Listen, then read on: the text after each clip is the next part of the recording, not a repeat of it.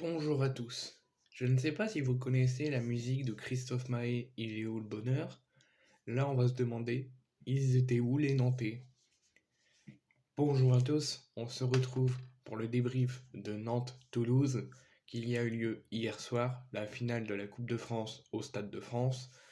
On va d'abord faire le point et je vais vous annoncer les compositions de Toulouse et de Nantes. On va analyser la première période, je vais vous donner mes tops et mes flops côté nantais et côté toulousain du match entier et on va analyser la deuxième période. D'abord sur l'annonce des compositions de Toulouse et de Nantes. Donc d'abord Toulouse, Philippe Montagnier nous a concocté donc Hog au but, qui joue depuis le début de la campagne de Toulouse en Coupe de France. Hog est en Coupe de France et Dupé est en championnat. Donc Hog au but, Soiseau, Nicolaisen, Costa et Dessler. Branco van den Bomen, Spirins, Shaibi, Abouklal et Dalinga. C'est la composition de Philippe Montagnier. Côté nantais, Lafont, 111, Castelletto, Palois, Roao Victor, Giroto en plein milieu, juste en dessous du milieu de terrain. Milieu de terrain, Blas, Sissoko, Mollet. Et en attaque, Simon, Mostafa Mohamed. Côté nantais et côté toulousain. On va analyser la première période où il y a peu de choses à dire. Sauf que Toulouse méritait largement d'être à l'avantage et d'être devant à la mi-temps. À la mi-temps, vous ne rêvez pas, Nantes était menée 4-0 au Stade de France. Nantes était à la rue. Pourquoi je dis que Toulouse méritait de mener 4-0 à la mi-temps, enfin méritait au moins d'être devant à la mi-temps et avoir l'avantage? Parce qu'à la surprise générale, je m'y attendais pas du tout et je pense que personne ne s'attendait à un tel scénario et que Toulouse remporte la Coupe de France. Nantes, à la surprise générale, n'était pas du tout, mais pas du tout, à la hauteur de cette finale, à la hauteur du rendez-vous. Nantes était vraiment à la rue. Il n'y a rien qui allait. Il y avait toutes petites tentatives d'occasion, mais très peu d'occasions. Les passes, ça avait du mal à être construit. Il y avait des mauvais gestes tentés. Il y avait que des erreurs techniques. Les gestes techniques, ça marchait pas. Dès que Nantes, ils perdaient beaucoup de ballons. Du coup, Toulouse, ils enchaînaient les contres pendant au moins toute la première mi-temps. Et ça se remarque et ça paye avec ces 4 buts à la mi-temps pour Toulouse. Franchement, rien n'allait. Ils n'arrivaient pas à appliquer les consignes données par Koumboiré. Franchement, rien n'allait sur la première mi-temps côté Nantais. Les Nantais n'étaient pas là. Toulouse était largement à la hauteur du rendez-vous. Ils asphyxiaient Nantes. Ils passaient par au-dessus. Toulouse ont fait une première période excellente. Tout le monde côté Toulouse a été très bon. Mais Nantes, beaucoup de Lafont transparent. Et le reste n'a pas été bon. Hormis Sissoko et Blas, sur le match entier, je les ai trouvés plutôt bons, qui ont essayé, malgré la différence de but, les 4 buts, qu'ils ont essayé de remonter les troupes, leur mettre un gros coup de pression. Mais sinon, Nantes était à la rue lors de la première mi-temps. Donc top et flop côté nantais, enfin côté toulousain, pardon, sur le match entier, tout le monde a été bon. Il n'y a aucun flop. Personne n'a fait un match en dessous de la normale ou quoi. Tout le monde, première période, tout le monde a été excellent. Et après la deuxième période, c'était plus un contrôle. Donc il n'y avait quasiment rien à faire, sauf contrôler et finir en beauté cette finale. Donc tout le monde, côté toulousain, a été à la hauteur du rendez-vous. Côté nantais, c'est totalement l'inverse.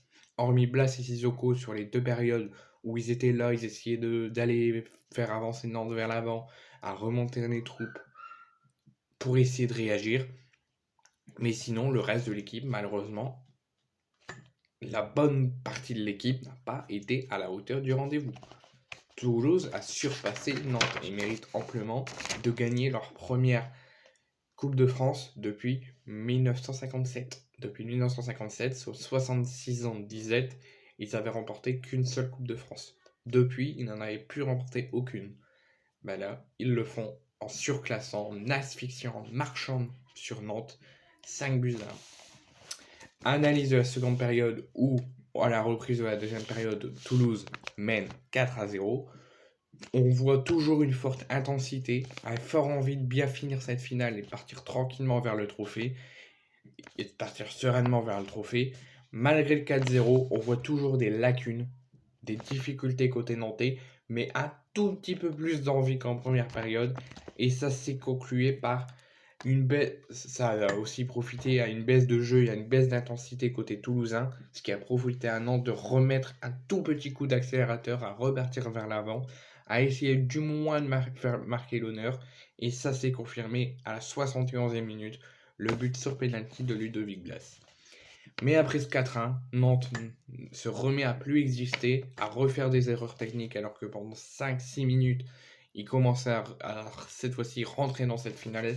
Mais après ce 4-1, Nantes retombe dans ses travers et encaisse même pas 5 minutes après la réduction de l'écart, encaisse un 5e but. Hormis l'extra sportif qui est complètement fou, avec les cartons rouges contre la réforme des retraites, le 49.3 et l'âge légal de passage de 62 à 64, qui était d'abord refusé. Après, ça a été suspendu par la justice, donc ça a été accepté. Après, ils ont reçu à la dernière minute des ordres pour refuser encore une fois. Pareil pour les sifflets. Les grilles avec les piquets, avec les pics, il y a une polémique jusqu'à aujourd'hui. Le président Emmanuel Macron, on ne savait pas s'il allait descendre, saluer les joueurs, est-ce qu'il allait les saluer dans les couloirs, est-ce qu'il allait les saluer en tribune, on ne savait pas, finalement il les a salués dans les couloirs. La remise du trophée, on ne savait pas si elle allait avoir lieu sur le terrain ou en tribune, elle a lieu en tribune mais aussi un petit peu sur la pelouse. Et alors, j'ai reçu une information, j'allais dire, je demandais dans cette vidéo aux syndicats est-ce qu'ils étaient présents parce que finalement à la dernière minute, soit une petite heure avant le match, la mobilisation et les manifestations autour du stade étaient autorisées, on n'en a pas vu hormis des distributions de cartons rouges et de sifflets, et on s'attendait à des broncas, à des sifflets, à plus de mécontentement envers Emmanuel Macron, notamment à la 49e minute et 3 secondes, en référence au 49.3. On n'a rien entendu sauf des timides sifflets, et j'ai été averti. Enfin, j'ai reçu l'information quelques heures après le match qu'en fait il y a bien eu des brancas et des sifflets, mais qui ont été stoppés, qui ont été censurés par par Beansport et par France 2 qui ont diffusé la rencontre. Mais il y a eu quand même une timide mobilisation de la réforme des retraites. Alors peut-être qu'ils se préparent pour demain, parce que demain on est le 1er mai, ils préparent une grande mobilisation contre la réforme des retraites, mais je m'attendais à plus de mobilisation et plus de choses qui montraient une contestation envers Emmanuel Macron.